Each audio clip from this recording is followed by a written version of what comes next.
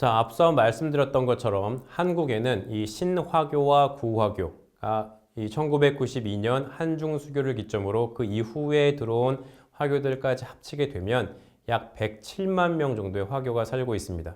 전체 인구의 2%가 2% 정도 되는 규모인데요. 그럼 한국 화교의 유래는 어떤 역사적 배경을 가지고 있을까요? 사실 역사적으로 이 한반도로 대륙의 중국인이 건너오기 시작한 것은 기원 전으로 거슬러 올라갑니다. 예를 들어 사마천의 사기에 따르면 기원전 2세기 중국의 연나라라고 하는 곳에서 이 연나라 출신 위만이 천여 명의 사람을 이끌고 고조선으로 이주한 바 있고요. 그리고 17세기에는 북도계 시제라고 하는 제도, 즉 의주, 회령, 경원 같은 지역에서는 1년에 한 차례에서 두 차례 조선과 청나라 관원들의 엄격한 통제와 감시 아래 열렸던 제한적인 교역, 제도를 통해서도 청나라 사람들의 조선 이주가 이루어졌습니다. 하지만 이 위만의 이주는 현재 한국 화교 형성과는 직접적인 관련이 없고요. 17세기 제한적인 교역을 통해 한국으로 이주한 청나라 사람들의 경우에는 그 수가 매우 적을 뿐 아니라 어떤 집단을 형성하지 못했기 때문에 역시 현재 한국 화교의 형성에는 직접적인 영향이 없다고 할 수 있습니다. 자, 오늘날의 한국 화교가 형성되기 시작한 것은 19세기 후반부터라고 할 수 있습니다. 여기에서는 이 한국 화교의 형성을 역사적인 측면에서 크게 5개의 단계로 구분하여 설명하고자 하는데요.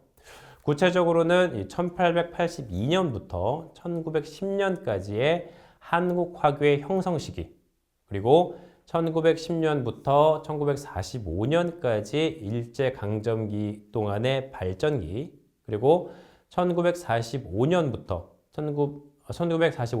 1953년까지 광복 이후 한국의 정치적 혼란과 한국 전쟁으로 인한 정체기, 그리고 1953년부터 1992년까지 냉전과 한국의 엄격한 화교 정책으로 인한 쇠퇴기, 끝으로 1992년 한국과 중국이 수교한 이후의 새로운 발전기로 구분할 수 있습니다.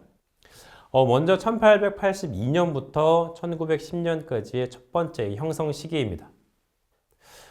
1882년 6월 이 조선에서는 이모군란이 발생을 합니다. 그리고 당시 조선 정부는 이 조선 안에 있는 일본 세력을 견제하기 위해 청나라에 군사 원조를 요청하게 되는데요. 이 당시 한반도를 둘러싸고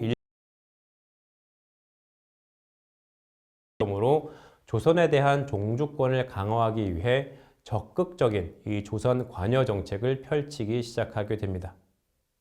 그리고 이 당시 이모군란을 진압하는 데 어려움을 겪었던 조정은 이 청나라에 원조를 요청하게 되고요. 이 조선의 원조 요청에 대해 청나라는 오장경이나 정여창, 마건충 이런 사람들과 함께 군인 3천여 명과 함께 이 40여 명의 상인을 조선에 파견하게 됩니다.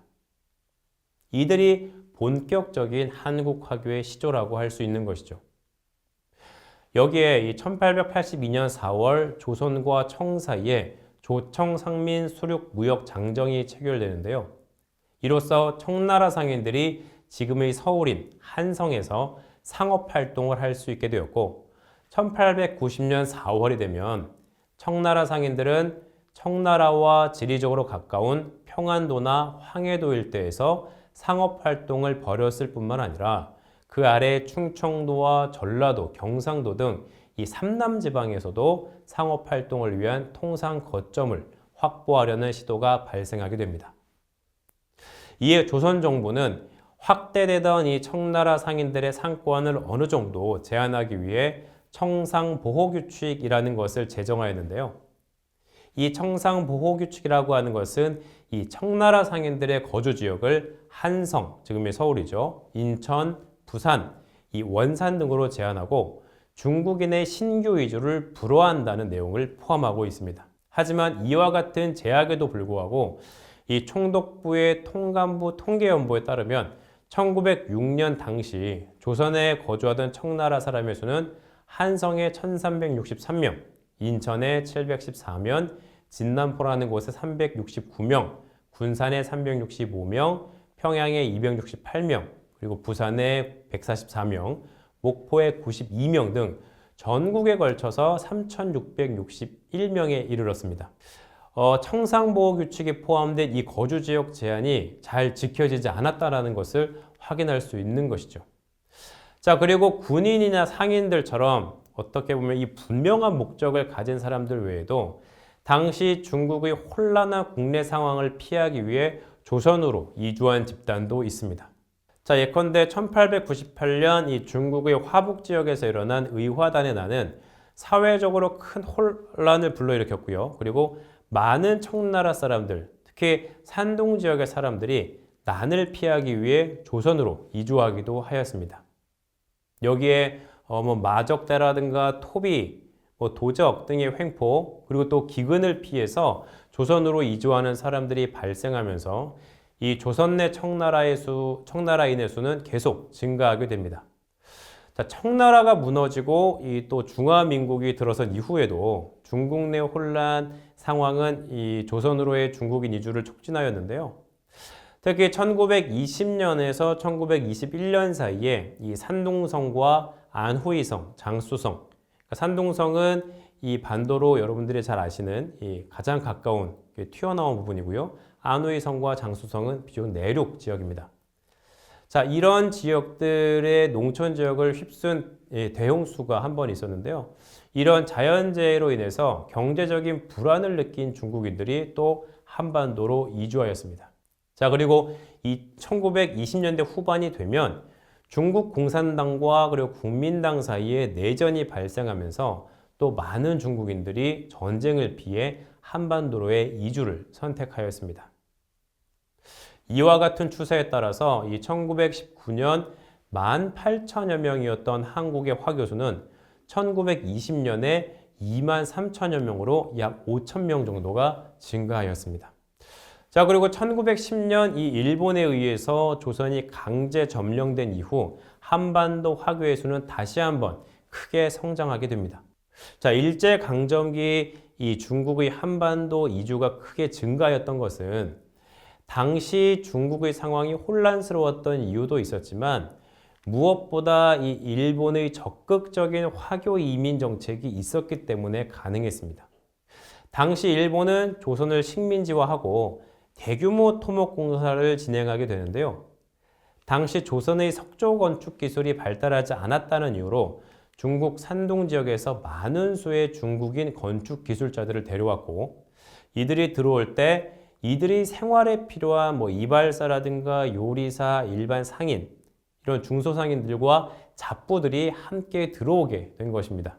이와 같은 이 일본의 식민지 정책에 따라 1911년 12,000명이었던 이 화교의 수는 1942년이 되면 82,000여 명까지 가파르게 증가하게 됩니다. 그러나 1945년을 기점으로 한국 화교의 수는 다시 한번 급감하게 됩니다. 여러 가지 요인이 있지만 우선 1945년 일본이 패망하면서 한국은 해방을 맞이하게 되었지만 이 한국은 정치, 사회적으로 큰 혼란이 시작되었고 많은 화교들이 한국을 떠나게 된 것입니다. 이에 1945년 화교의 수는 12,000여 명으로 급감하게 되는데요. 1942년과 비교하면 약 7배 가까이 감소한 규모입니다. 특히 남과 북이 정치적인 이유로 분단이 되면서 혼란한 상황이 지속되었고, 여기에 1948년 수립된 남한 정부가 이 외국인의 출입을 제한하기 시작하면서 중국인의 한반도 이주는 중단되기에 이릅니다.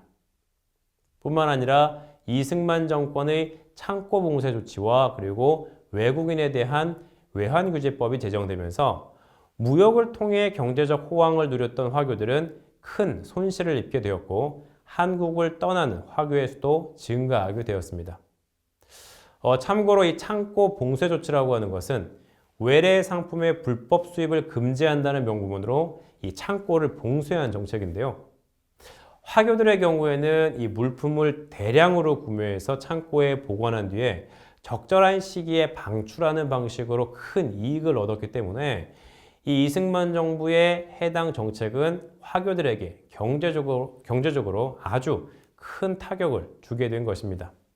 자, 그리고 한편에선 중국의 정책도 한국 화교의 수가 감소하는데 영향을 미치게 됩니다. 예컨대 1949년 수립된 중화인민공화국은 자국민의 이주를 억제하기 위해 출입국을 금지시킨 것입니다. 이러한 중국의 정책과 그리고 한국 화교들의 고향 방문 기회를 차단하였고, 이에 따라 화교 무역을 기반으로 했던 중국과의 교역도 완전히 끊어지게 되었습니다. 자, 앞서 말씀드린 것처럼 한국의 화교는 한국과 중국 각 정부의 정책에 따라 큰 영향을 받게 되면서 그 수도 감소하게 되었는데요. 특히 한국 정부의 각종 외국인 제한 정책에 따라 화교들이 경제적 타격을 받게 되면서 한국을 떠나는 화교들이 증가하게 되었습니다. 구체적으로 1961년 제정 공포된 이 외국인 토지법으로 화교를 포함한 외국인들은 합법적인 방법으로 한국 내 신규 토지 취득이 금지되면서 경제적인 타격을 입었고, 또한 1962년 실시된 통화개혁 역시 현금 보유량이 많았던 화교들에게 경제적으로 큰 타격을 주게 되었습니다.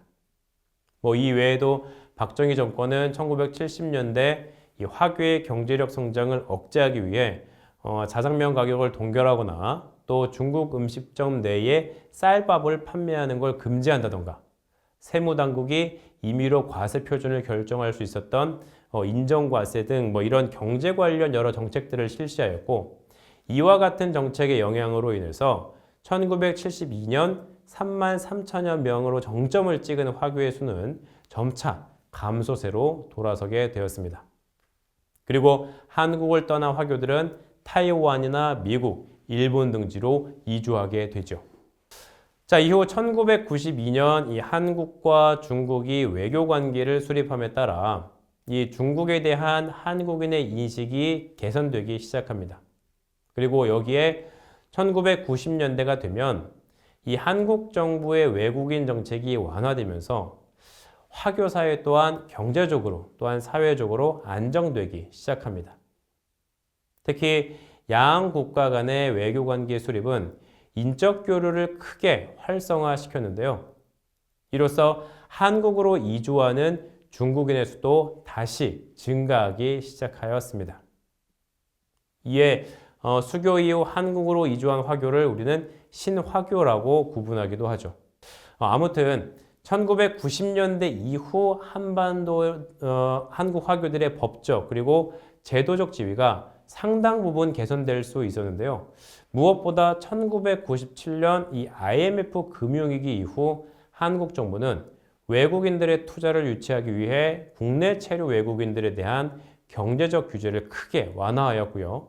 그리고 1998년에는 이 외국인들의 토지 소유 규모나 용도 등에 대한 규제가 전면 폐지되면서 외국인들도 토지를 자유롭게 소유할 수 있도록 허용하였고요. 그리고 광산업이라든가 여행업, 그리고 무역업 등에 있어서도 외국인 지분 제한 제도를 폐지하였습니다. 이에 따라 화교들 역시 보다 자유롭게 경제 생활을 할 수 있게 되었는데요. 뿐만 아니라 법적으로는 2002년 법무부가 이 출입국 관리법을 개정하면서 화교들에게도 영주권을 부여할 수 있도록 하였고요. 2003년 상반기 8천여 명의 화교가 영주권을 취득할 수 있었고, 화교학교의 지위를 승격시키거나 정주 외국인에 대한 지방선거 참정권을 부여하는 등 국내 화교들에 대한 차별적인 제도 역시 많이 개선되었습니다. 이처럼 한국의 화교는 이 19세기 후반 한반도로 이주한 이 청나라 사람들을 시작으로 형성되기 시작하였는데요. 국제 정세를 비롯하여 한국 그리고 중국의 정책적 영향으로 인해 증가와 감소를 반복하였다고 말씀드릴 수 있습니다.